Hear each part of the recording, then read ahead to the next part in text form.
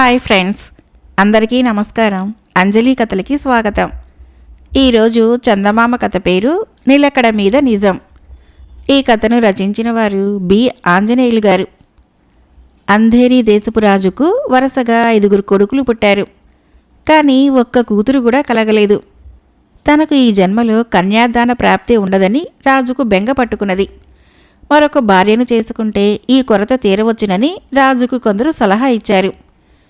వారి సలహాను బట్టి రాజు పొరుగురాజు కూతురైన ఊర్మిళ అనే ఆమెను పెళ్లాడాడు. ఊర్మిళ చాలా అందగత్తె కూడాను. అయితే ఆమెది దుష్ట స్వభావం. ఆమె తన అందం చేత రాజును వలలో వేసుకొని రాజు పెద్ద భార్య అయిన చంద్రమతిని, ఆమె కొడుకులు 5 ఇంటి నుంచి వెళ్ళగొట్టించేసింది. చంద్రమతి రాజపురోహితుడి సహాయంతో ఒక మారుమూల పల్లెటూరు చేరి ఎవరికీ తెలియకుండా అక్కడ తన కొడుకులతో జీవించసాగింది. అప్పటికే ఆమె గర్భవతి అయి ఉన్నది. మిగిలిన గ్రామస్తులంతా ఏ విధంగా పాటుపడి జీవిస్తారో చంద్రమతి, ఆమె కొడుకులు అలాంటి పనులే చేసి జీవిస్తూ వచ్చారు. చంద్రమతి కొడుకులు గురువు వద్ద చదువుకుంటూనే అరణ్యంలో నుంచి కట్టెలు తెచ్చేవారు, జంతువుల్ని వేటాడి తెచ్చేవారు. ఆరో కాన్పుకైనా ఆడపిల్ల పుడితే తన భర్తకు తనపై తిరిగి అనుగ్రహం ఏర్పడవచ్చునని, తన జీవితం మారవచ్చునని చంద్రమతి కలలు కనది. కానీ ఈ ఆశ కూడా భంగమైంది. చిన్నరాణి అక్కస్సు తీరలేదని, చంద్రమతికి ఆడబిడ్డ పుట్టే పక్షంలో ఆ బిడ్డను చంపించే దురుద్దేశంతో ఆమె వేగుల వాళ్ళని వినియోగించిందని, అందుచేత చంద్రమతికి ఆడపిల్లే పుట్టినప్పటికీ ఆ విషయం దాచిపెట్టి మగబిడ్డ పుట్టినట్లు 10 మందికి చెప్పవలసిందని రాజు పురోహితుడు చంద్రమతికి మనిషి ద్వారా కబురు చేశాడు. ఈ కబురు సమయానికి అందటము మంచిదైంది. ఎందుకంటే చంద్రమతి ఈసారి ఆడపిల్లని కన్నది. కానీ తనకు పుట్టినది మగబిడ్డేనని గ్రామమంతటా ఆమె ప్రచారం చేసింది. ఈ వార్త వేగుల వాళ్ళ ద్వారా ఊర్మిళకు చేరింది. ఆమె మనసు కుదుటపడింది. చంద్రమతి ఆడపిల్లని కన్న కొంతకాలానికి ఊర్మిళ కూడా ప్రసవించింది. మగపిల్లవాడు పుట్టాడు. ఈ భార్యకైనా ఆడపిల్ల పుడుతుందని ఎంతో ఆశపడిన రాజుకి ఆశాభంగమైంది. ఊర్మిళకు పుట్టిన కొడుకు జయంతుడు అనే పేరు పెట్టుకున్నారు. వాడు పెరిగి పెద్దవాడయ్యాడు. 15 ఏళ్ల వాడై ఉండగా జయంతుడు సపరివారంగా వేటకు బయలుదేరాడు. కొంతసేపు అరణ్యంలో తిరిగిన మీదట అతనికి ఆకలి, దప్పిక కలిగాయి. వాటి బాధకు తట్టుకోలేక జయంతుడు ఒక చెట్టు నుంచి పండు కోసి తిని అది విషఫలం కావటం చేత వెంటనే స్పృహ తప్పి పడిపోయాడు. ఆ సమయంలో అరణ్యానికి కట్టెల కోసం వచ్చిన అతని అన్నలు 5 అతన్ని చూసి తమ ఇంటికి చేర్చి వాంతి చేయించి తాగటానికి పాలిచ్చి అతన్ని కాపాడారు. తిరిగి కోలుకున్నాక జయంతుడు తనను కాపాడిన 5 అన్నదమ్ములని, వారి తల్లిని, వారి చెల్లెల్ని చూసి ఎంతో ముచ్చటపడ్డాడు. వాళ్ళు చేసిన ఉపకారానికి కృతజ్ఞత తెలుపుకొని తానెవరో వారికి తెలియపరిచాడు. అతను తన సవతి కొడుకేనని తెలుసుకున్న చంద్రమతికి తన దుస్థితి జ్ఞాపకం వచ్చి కంటతడి పెట్టింది. అది చూసి జయంతుడు వాళ్ళని గురించి ప్రశ్నలు వేశాడు. 16 ఏళ్ల క్రితము తన భర్త తన పిల్లలని ఈ గ్రామంలో వదిలి ఎటో వెళ్ళిపోయాడని, తాను అష్టకష్టాలు పడి పిల్లల్ని ఎలాగోలా పెంచుకొచ్చానని ఆమె అన్నది. ఆమెకు 6వసారి పుట్టిన ఆడపిల్ల వరదాదేవి చాలా కాలం మగపిల్లల బట్టలు ధరించి మగపిల్లవాడిలాగానే తిరిగింది. కానీ ఆమె ఎదిగి వస్తూ ఉండటం చూసి తమను లోకమే మరిచిపోయిందని రూఢి చేసుకొని చంద్రమతి తన కూతురికి ఆడదుస్తులు వేయటం ఆరంభించింది. జయంతుడు చంద్రమతి పరిస్థితిని చూసి జాలిపడి, అమ్మా, నేను మా ఊరు వెళ్ళగానే నీ కొడుకులందరికీ కొలువు ఏర్పాటు చేయించి పిలిపిస్తాను. మీరందరూ వచ్చి రాజధాని నగరంలో సుఖంగా ఉండవచ్చు అన్నాడు. వద్దులే నాయనా, ఇక్కడే మాకు సుఖంగానూ స్వేచ్ఛగానూ ఉన్నది అని చంద్రమతి అన్నది. జయంతుడి ఇంటికి తిరిగి వెళుతూనే తన తల్లితో జరిగిందంతా చెప్పాడు. చంద్రమతిని, ఆమె కొడుకులని, కూతుర్ని వర్ణించాడు. ఆ చంద్రమతి రాజుగారి పెద్ద భార్యేనని ఊర్మిళకు తెలిసిపోయింది. 6వసారి ఆడపిల్ల పుడితే మగవాడని అసత్య ప్రచారం చేశారని కూడా ఆమె గ్రహించింది. అందుచేత ఆమె తన కొడుకుతో, నాయనా, మీ తండ్రిగారి కొలువులో ఒక రాజద్రోహి ఉండేవాడు. నువ్వు చెప్పేవాళ్ళు అతని భార్యా పిల్లలు అయి ఉంటారు. శిక్షకు భయపడి ఆ ద్రోహి పారిపోయి ఉంటాడు. ఏమైనా వాళ్ళు నీకు ప్రాణదానం చేశారు గనక వాళ్ళను తగిన రీతిగా ఆదరించటము నా కర్తవ్యం. నేను వాళ్ళ కోసము పిండి వంటలు బట్టలు సిద్ధం చేస్తాను. ఎవరికీ తెలియకుండా నౌకరు చేత వాటిని మోయించుకొని రేపు నువ్వు వాళ్ళ ఇంటికి వెళ్ళి నా తరపు నా బహుమానాలు ఇచ్చేసిరా అన్నది. మర్నాడు జయంతుడు నౌకరు చేత పిండి వంటలు వగైరా మోయించుకొని అరణ్యం సమీపంలో ఉన్న గ్రామానికి బయలుదేరేటప్పుడు ఆమె నౌకరుతో రహస్యంగా, వీటిని మన యువరాజు తినకుండా చూసే భారం నీదే. ఇవి సామాన్యుల కోసం చేసిన వంటకాలు అన్నది. జయంతుడు వచ్చి చేరే సమయానికి చంద్రమతి ఆమె పిల్లలు ఇంట్లోనే ఉన్నారు. నౌకరు మోసుకు వచ్చిన వస్తువులన్నీ చంద్రమతి ముందు పెట్టి జయంతుడు, మా అమ్మ వీటన్నిటినీ మీకోసం పంపించింది అన్నాడు. మా కోసం ఎందుకింత శ్రమపడ్డావు యువరాజా అన్నది చంద్రమతి. జయంతుడి వెంట వచ్చిన నౌకరు చంద్రమతి కొడుకులతో, భక్ష్యాలు భోంచేయండి బాబు అని తొందర చేయసాగాడు. చంద్రమతి వాడితో, మా పిల్లలు ఎప్పుడు పడితే అప్పుడు ఏది పడితే అది తినరు. నాయనా, సమయం చూసి నేనే వాళ్ళందరికీ పెడతానులే అని వాడు తెచ్చిన వస్తువుల్ని లోపలికి తీసుకుని పోయింది. వాడు తెచ్చిన పిండి వంటలలో కొంచెం కొంచెం తీసి కాకులకు వేసింది. ఆమె ఇలా ఎప్పుడూ జాగ్రత్త పడుతూనే వచ్చింది. కానీ ఈసారి మాత్రము కాకులు ఆమె వేసిన భక్ష్యాల తుంపులు తిని గిలగిలా కొట్టుకొని చచ్చిపోయాయి. కాకుల గొడవ విని జయంతుడు దొడ్లోకి వెళ్ళి చచ్చిపోతున్న కాకులను చూసి, ఏమిటిది అన్నాడు. ఇది నీకు సుఖం కలిగించే విషయం కాదు నాయనా, నువ్వు అమాయకుడివి, నిర్దోషివి. కానీ ఈ భక్ష్యాలు మేము తినటానికి యోగ్యమైనవి కావు అన్నది చంద్రమతి అతడితో. ఏ కారణం చేతనో గాని తన తల్లి ఈ కుటుంబానికి విషం కలిపిన భక్ష్యాలు పంపింది. ఆ సంగతి నౌకరికి కూడా తెలిసి ఉండాలి. అందుకే వాడు వాటిని తినమని చంద్రమతి పిల్లల్ని తొందర చేశాడు. ఆ నౌకరు చేయి పట్టుకుని జయంతుడు, ఒరే, ఈ భక్ష్యాలలో విషం ఉన్నదని నీకు తెలుసునా అని అడిగాడు. నౌకరు తనకు తెలియదన్నాడు. అయితే నేను వీటిని తింటాను అన్నాడు జయంతుడు. రాణిగారు వీటిని మిమ్మల్ని తిననివ్వవద్దని మరీ మరీ చెప్పారు అన్నాడు నౌకరు లబలబలాడుతూ. అంటే తన తల్లికి ఈ కుటుంబం పైన ఏదో పగ ఉన్నదన్నమాట. ఆ పగకు కారణమేమై ఉంటుంది? వీళ్ళు రాజద్రోహి కుటుంబమైనంత మాత్రాన తన తల్లి వీరి చావు కోరదు. ఇందుకు ఇంకేదో బలమైన కారణం ఉండి ఉంటుంది. తన తండ్రికి మొదటి భార్య ఉండేదని, ఆమెను పిల్లలతో సహా తన తండ్రి వెళ్ళగొట్టాడని జయంతుడెప్పుడో ఒకసారి విన్నాడు. వాళ్లే వీళ్ళై ఉంటారా? ఇదేదో అంతు తేల్చుకోవాలనుకుని జయంతుడు నౌకరుతో, నేనింటికి రాను, ఇక్కడే ఉంటానని, వీళ్లతో పాటు నేను కూడా ఈ భక్ష్యాలు తింటానని మా అమ్మతో చెప్పు అన్నాడు. అతను నౌకరు చూస్తుండగానే ఒక భక్ష్యం తీసుకుని దొడ్డికేసి వెళ్ళి అక్కడి నుంచి ఒక చావు కేక పెట్టాడు. నౌకరు పరిగెత్తుకుంటూ ఊర్మిళ వద్దకు వెళ్ళి, యువరాజు గారు మీరు పంపిన పిండి వంటలు తినేసి కెవ్వున కేక పెట్టేసి పడిపోయారు అన్నాడు. ఊర్మిళ గుండెలు బాదుకుంటూ, పెద్దరాణి నా కొడుక్కి విషం పెట్టిందర్రోయ్ అని ఆక్రోశించింది. రాజు ఊర్మిళను, నౌకరును, ఇతర పరివారాన్ని వెంటబెట్టుకొని చంద్రమతి ఉండే ఇంటికి వచ్చాడు. ఊర్మిళ చంద్రమతిని చూస్తూనే, నా కొడుకును చంపి పగ తీర్చుకున్నావా రాక్షసి అన్నది. జయంతుడు బయటికి వస్తూ, ఏ పగ తీర్చుకునేటందుకు గాను నువ్వు వీరందరికీ విషం పెట్టి చంప ప్రయత్నించావో అది చెప్పు ముందు అన్నాడు. త్వరలోనే రాజుకు పరిస్థితి అంతా అర్థమైంది. తన భార్యను, కొడుకులను ఇంతకాలము అడవుల పాలు చేసినందుకు ఆయన పశ్చాత్తాపపడ్డాడు. లేకలేక తనకు కూతురు పుడితే ఆమె తన కళ్ళ ఎదుట పెరిగి పెద్దది కావటానికి కూడా నోచుకోనందుకు ఆయన చాలా నొచ్చుకున్నాడు. ఆయన చంద్రమతిని, పిల్లల్ని తన వెంట తీసుకొని పోయాడు.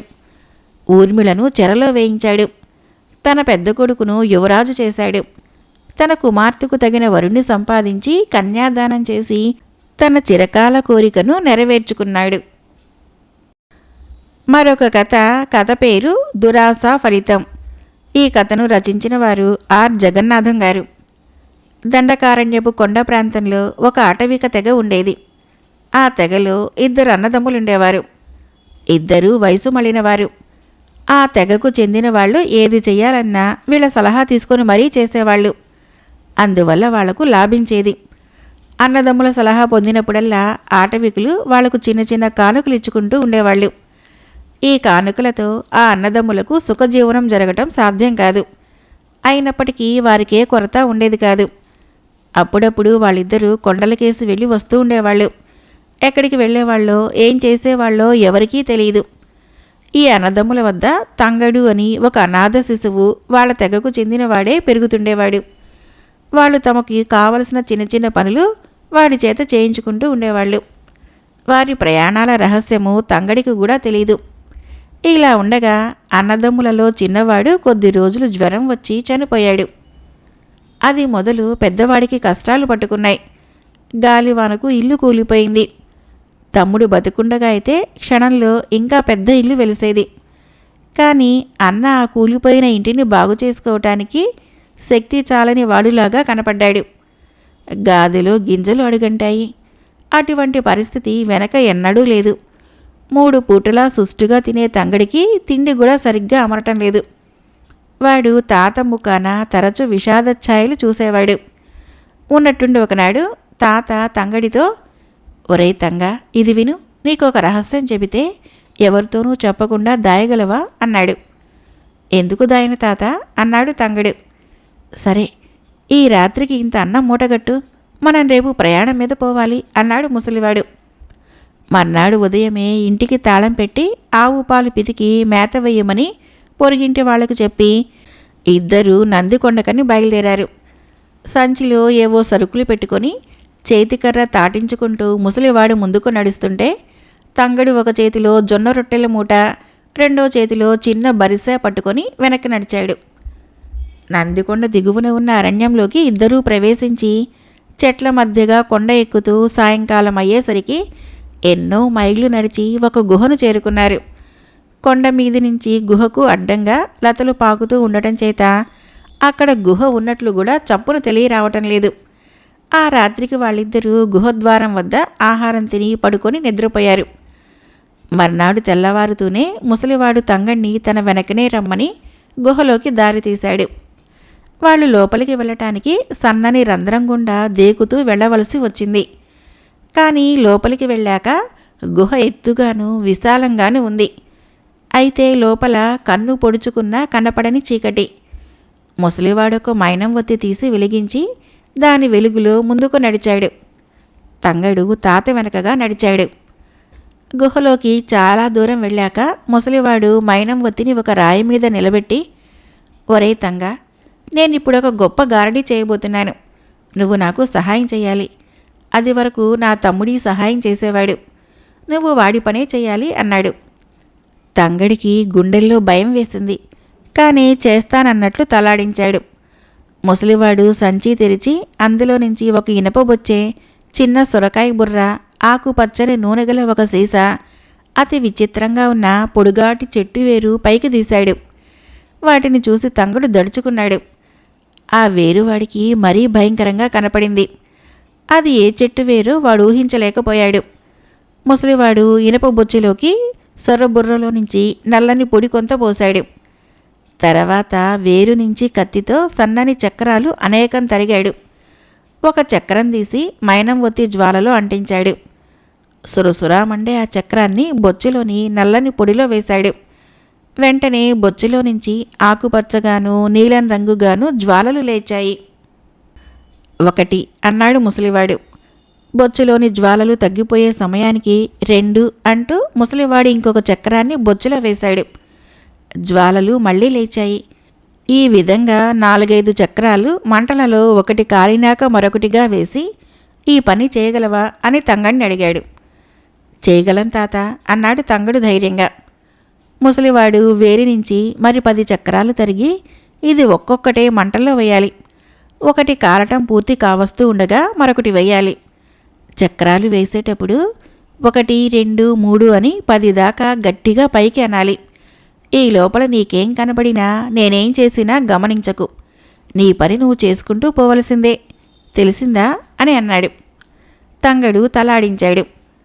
ముసలివాడు, నేను ముసుగు కప్పుకునేదాకా ఆగి ఆ తర్వాత ప్రారంభించు అని చెప్పి చేతికర్ర ఒక పక్కగా పెట్టి సీసాలో ఉన్న నూనె కొంచెం తాగి కంబళి నెత్తి నిండా కప్పుకొని ఏవో మంత్రాలు గొణగసాగాడు.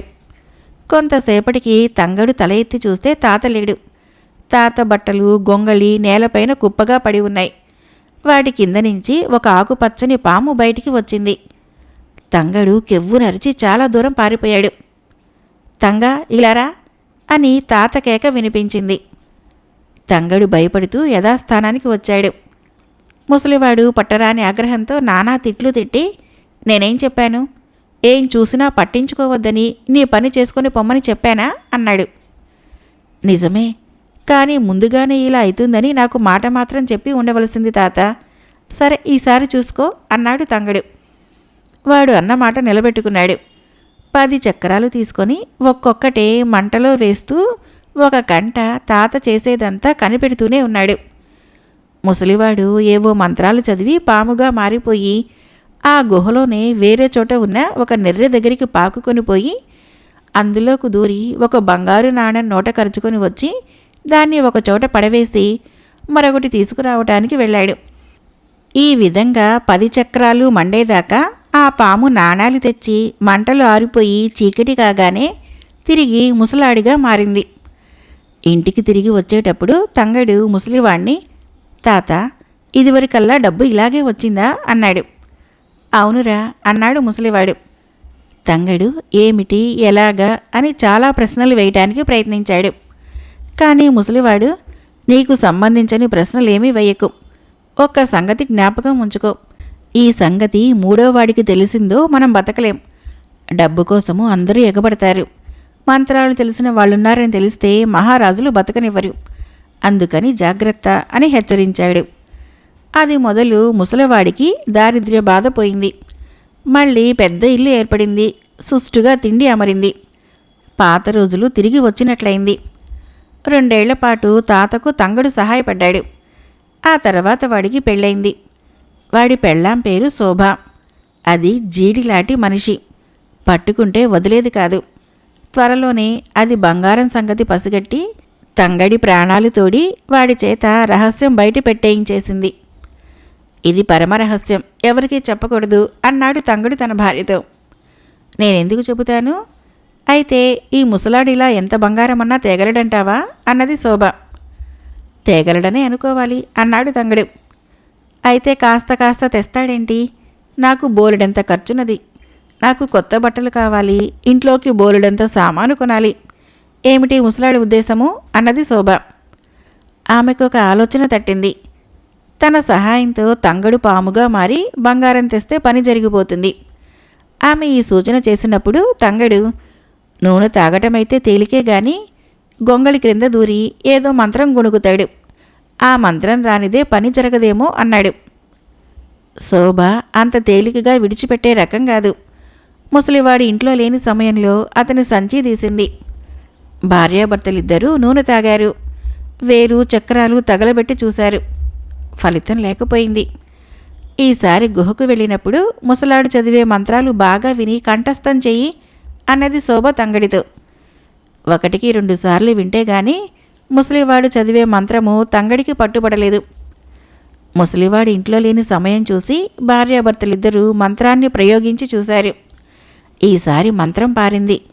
తంగడు పాముగా మారిపోయాడు. కానీ ఆ క్షణంలోనే ముసలివాడు ఇంటికి తిరిగి వచ్చాడు. పామైపోయిన తంగడికి మనిషి రూపం ఇచ్చాడు. చూడు ముసలాడా, నీ రహస్యం మాకు తెలుసు. ఇంక వెనకటిలాగా సాగదు. ఇక నుంచి బంగారం కాస్త కాస్త తెచ్చి లాభం లేదు. తెచ్చిన దానిలో హెచ్చు భాగం మాకిచ్చేయాలి. ముసలాడివి, నీకు డబ్బుతో అవసరం లేకపోవచ్చుగాక, పరుచువాళ్ళం, మాకది చాలా అవసరం అన్నది శోభ. మర్నాడు ముగ్గురూ కలిసి గుహకు వెళ్లారు. ముసలివాడు 10 చక్రాలే వేరి నుంచి తరిగాడు. ఇంకా హెచ్చుగా తరగమన్నది శోభ. ఆ మంత్రము 10 చక్రాలు మండే వరకే పనిచేస్తుందన్నాడు ముసలివాడు.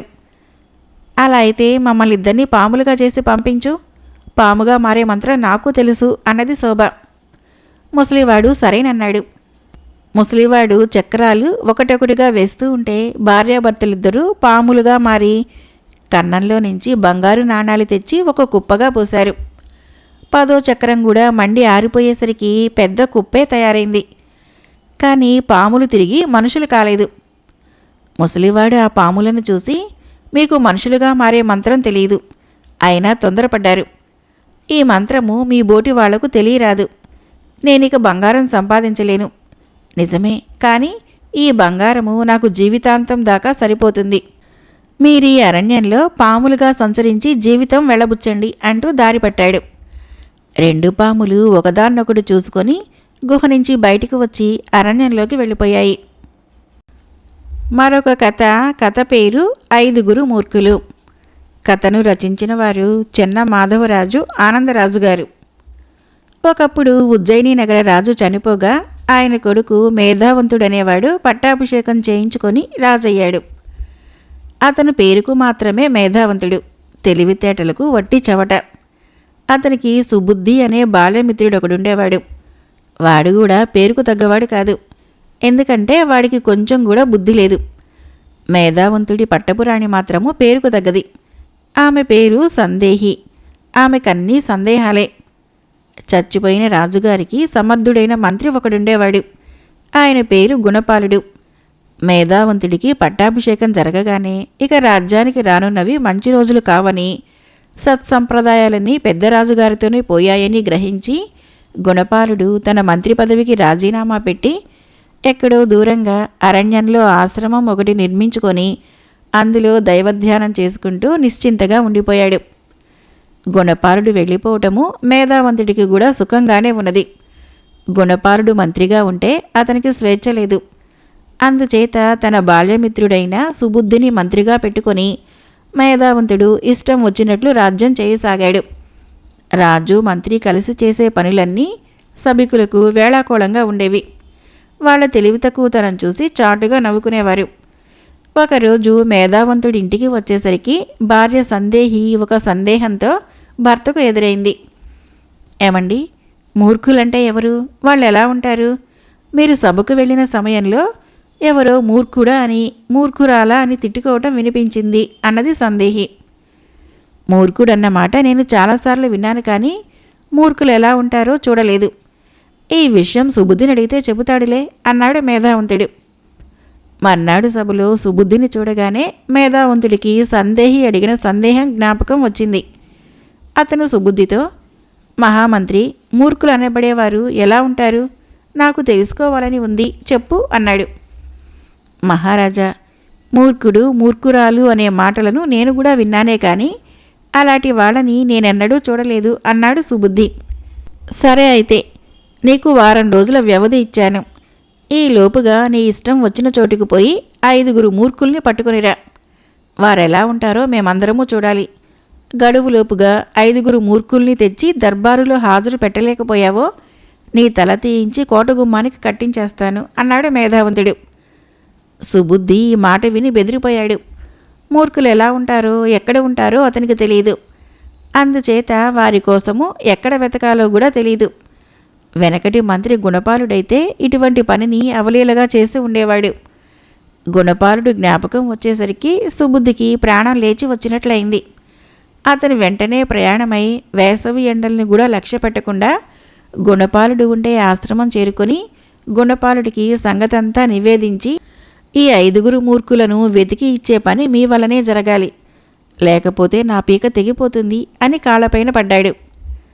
పర్వాలేదులే నాయనా, నేను కూడా నీ వెంట నగరానికి వస్తాను పదా, మనకు కావలసిన మూర్ఖులు దారిలోనే దొరికే అవకాశం ఉన్నది అంటూ గుణపాలుడు సుబుద్ధిని వెంటబెట్టుకొని రాజధానికి బయలుదేరాడు. వాళ్ళు ఒక గ్రామం చేరేసరికి అక్కడ ఒక ఇల్లు ఒక పక్కన అంటుకొని తగులబడుతున్నది.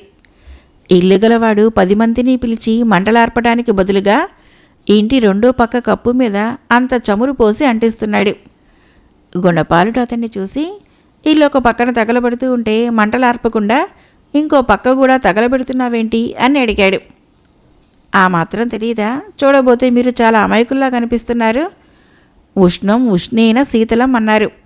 మంటకు మంట చేరిస్తే తగలబడటం నిలిచిపోతుంది అన్నాడు ఇంటివాడు. మేం రాజధానికి పోతున్నాం, మా వెంట వస్తావా? నీకు రాజుగారి చేత మంచి బహుమానాలు ఇప్పిస్తాము అన్నాడు గుణపాలుడు. ఇల్లు తగలబెట్టుకున్నవాడు సరేనని బయలుదేరాడు. 3 కలిసి నడుచుకుంటూ మరొక గ్రామానికి చేరుకున్నారు. అక్కడ ఒక ఆసామి తన ఇంటికి కొంచెం దూరంలో ఉన్న బావిలో నుంచి కడవలతో నీరు తీసుకుని పోయి తన పెరట్లో ఉన్న బావిలో పోస్తున్నాడు. అతని ఉద్దేశము తన పెరటి బావి నించాలన్నట్లు ఉన్నది. ఏమయ్యా, ఒక బావి నుంచి నీరు తీసుకొని పోయి ఇంకొక బావిలో పోస్తున్నావెందుకు అని గుణపాలుడు అడిగాడు. దానికి ఆ ఆసామి, ఏం చేయమంటారు? ఈ ఎండలకు మా పెరటి నుయ్యి ఎండిపోయింది. నా భార్య మహాబద్ధకస్తురాలు. నీళ్లు తేవటానికి ఇల్లు దాటిపోదు. అందుచేత విధి లేక దూరపు బావిలో నీరు తెచ్చి దొడ్డి బావిలో పోసుకుంటున్నాము అన్నాడు. మేం రాజధానికి పోతున్నాం, మా వెంట వస్తావా? రాజుగారి చేత నీకు మంచి బహుమానం ఇప్పిస్తాము అన్నాడు గుణపాలుడు. ఆ ఆసామి అందుకు సమ్మతించి వాళ్ళ వెంట బయలుదేరాడు. వాళ్ళు రాజధానిని సమీపిస్తూ ఉండగా సుబుద్ధి గుణపాలుడితో, బాబుగారు, మనం 2 మూర్ఖుల్నే కదా తీసుకుపోతున్నాము. రాజుగారు 5గురిని కదా తీసుకురమ్మన్నది అన్నాడు. అంత పెద్ద రాజధానిలో మూర్ఖులకేం తక్కువ? మిగిలిన వాళ్ళు మనకక్కడే దొరుకుతారు. 5 మూర్ఖుల్ని రాజుగారికి చూపించే పూచి నాది సరా అన్నాడు గుణపాలుడు. 2 మూర్ఖుల్ని వెంటబెట్టుకుని సుబుద్ధి గుణపాలుడు రాజుగారి దర్బారులోకి ప్రవేశించారు.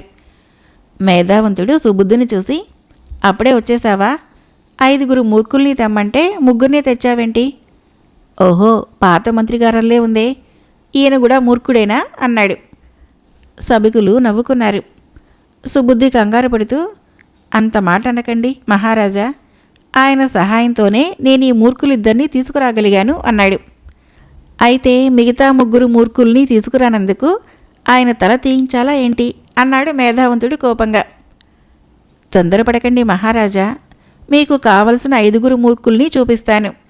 మీరెరగని ఈ 2 గురించి వినండి అంటూ తన ఇల్లు తగలబెట్టుకుంటున్న వాణ్ణి గురించి, నీళ్లు తెచ్చి బావిలో పోసిన వాణ్ణి గురించి వివరంగా చెప్పాడు గుణపాలుడు.